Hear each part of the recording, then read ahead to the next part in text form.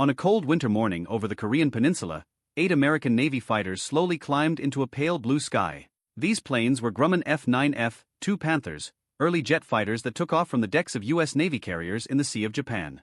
Before them was one of the most dangerous areas in the world. Pilots called it MiG Alley. On this day, however, those 8 Panthers were about to meet something unthinkable. 20 Soviet-built MiG-15 jet fighters. The MiG-15 was faster. It climbed higher. And it had a 37mm cannon that could shred an enemy plane with a single burst of fire.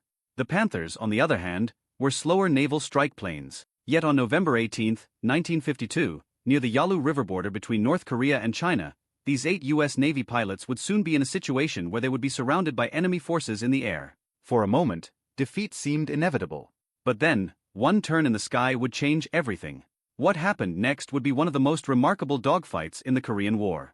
By the end of 1952, the Korean War had bogged down into a bloody stalemate. The battle lines had stabilized around the 38th parallel, while talks went on forever in Panmunjom. But up in the air, a war of a different kind had begun. A war of speed, of altitude, of lightning-fast decisions. The airspace over northwest Korea had become a battleground of jet fighters. The United States Air Force had introduced the North American F-86 Sabre, a sleek jet fighter that had been built to counter the Soviet MiG-15. But the United States Navy had a different kind of air war to fight. From carriers such as USS Essex, USS Bonham Richard, and USS Oriskany, Navy pilots flew the Grumman F9F Panther. The Panther may not have been the fastest jet in the sky. Its top speed barely reached 575 miles per hour, slower than the MiG-15's 670 miles per hour capability. But the Panther had advantages. It was stable. It was rugged. And it had 4 powerful 20mm cannons that could shred enemy planes to pieces in a dogfight. Most important of all, Navy pilots had been well trained in low-altitude air-to-air and air-to-ground attacks. On the morning of November 18, a flight of Panthers from Fighter Squadron VF-781 readied itself for a routine patrol mission. The squadron flew from the aircraft carrier USS Oriskany, CV-34. Their mission was simple: patrol in the area of the Yalu River, escort friendly bombers, and watch for enemy fighters. The 8 Panthers were led by Lieutenant Commander Royce Williams, a calm and experienced Navy pilot with hundreds of carrier landings behind him. Williams understood the risks. MiG-15s had begun appearing more frequently near the Chinese border. But what none of them expected was the scale of the threat waiting beyond the clouds. At 1,100 hours, the Panthers launched from the rolling deck of USS Oriskany. One by one the aircraft roared down the carrier's flight deck. Jet engines screamed. Arresting wires snapped back. Within minutes, the 8 fighters were climbing north toward the Korean coastline. The winter air over the Sea of Japan was bitterly cold. Thin clouds drifted across the sky as the Panthers climbed toward 26,000 feet. Lieutenant Commander Williams checked his instruments. Fuel levels were steady. Formation was tight. Below them stretched the rugged mountains of North Korea, blanketed in early winter frost. Radio chatter remained calm. But far to the north, Soviet radar stations had already detected them. Inside hidden airbases across the border in Manchuria, MiG-15 pilots scrambled to their aircraft. These were not inexperienced flyers. Many were Soviet veterans from elite regiments. On this morning, 20 MiG-15s from the 781st Fighter Aviation Regiment roared into the air. Their mission was clear: intercept the American fighters. Destroy them before they could threaten the border. By 11:35 hours, the Panthers were nearing the Yalu River. Suddenly, Williams' radar warning receiver crackled. Then came the call. Bandits, high 12 o'clock. Williams looked up. At first he saw nothing. Then tiny silver dots appeared above them. More dots, and more. Within seconds the sky filled with them. MiG-15s. Not 2. Not 4. 20. The Soviet fighters held a critical advantage. Altitude. They were 10,000 feet higher and diving fast. Williams understood instantly. If those MiGs attacked as a group, the Panthers would be overwhelmed. But turning away would leave them exposed. The only chance was to fight. Williams' voice came across the radio. Break formation. Defensive turn. The Panthers tightened into a combat circle. 8 aircraft, surrounded by 20 enemy jets descending from above. The first MiGs rolled into attack position. Their swept wings glinted in the winter sun. At 1,140 hours, the sky exploded. The first burst of cannon fire ripped through the air. MiG-15 streaked downward at terrifying speed. Their 37mm and 23mm cannons flashed like lightning. Williams pulled his Panther into a steep turn. The aircraft shuddered under the stress. Tracer rounds sliced past his cockpit. One MiG overshot. Williams seized the opportunity.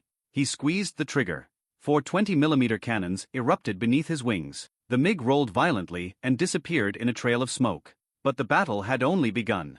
More MiGs dove in. They attacked from every direction. Above, behind, below. For the Panthers, survival meant constant movement. Tight turns. High-G maneuvers. Split-second reactions. Williams twisted his Panther through the sky, pulling nearly 7 gs. The MiG-15 was faster in straight flight. But in a tight turning fight at medium altitude, the Panther could hold its own. Still, the numbers were overwhelming. 2 MiGs targeted Williams directly.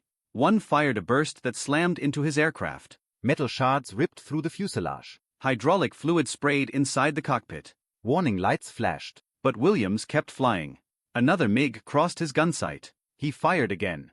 The Soviet jet rolled over and spiraled toward the mountains below.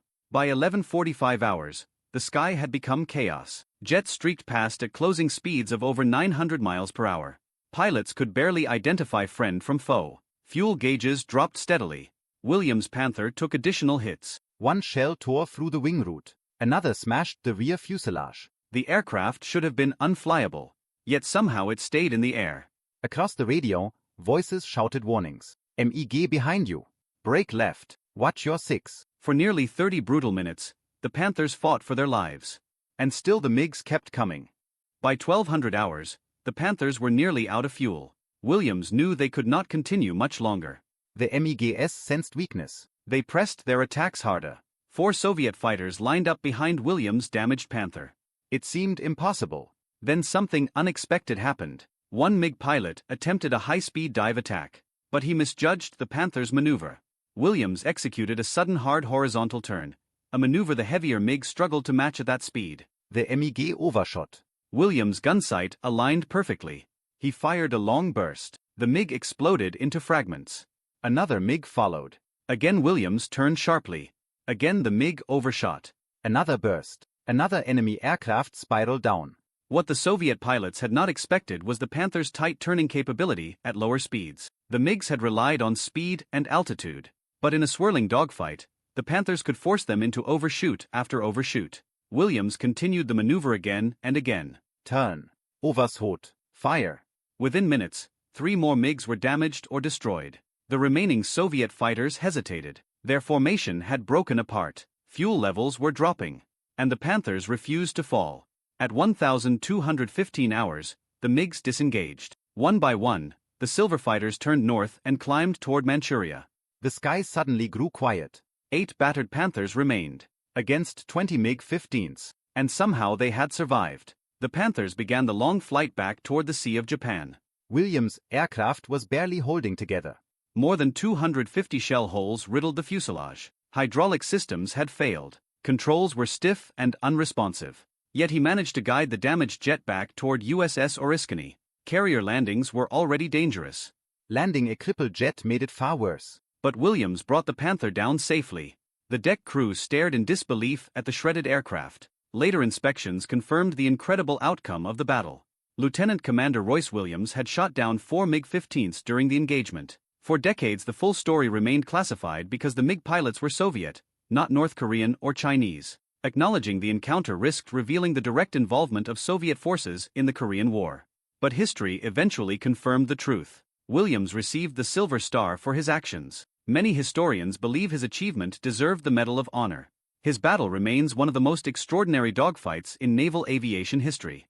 8 Panthers, 20 MiG-15s. And one decisive turn that changed the fight. High above the frozen mountains of Korea, courage and skill turned the tide of an impossible battle. The pilots of VF 781 proved that determination and training could overcome even overwhelming odds. This was just one of countless untold stories from the Second World War. Subscribe to World War II Records as we continue to bring these forgotten chapters of history back to life.